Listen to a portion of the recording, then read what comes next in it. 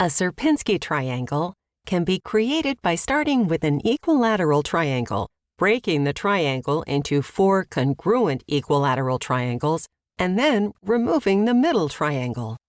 Here is what the first few steps look like starting from a single black equilateral triangle. Now let's make a table to show how many black triangles are in each step.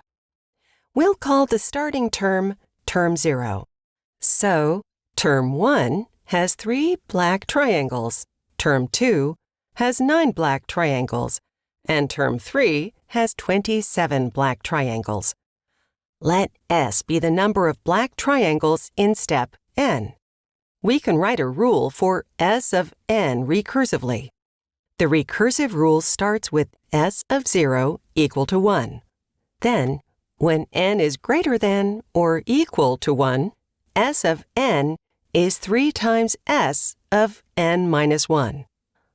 Andre wrote a non-recursive rule for the same sequence.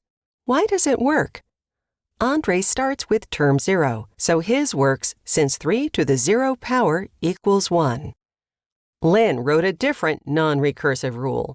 Hers starts with term 1, but it also works. 3 to the n minus 1 becomes 3 to the 0 when n equals 1, and 3 to the 0 power equals 1.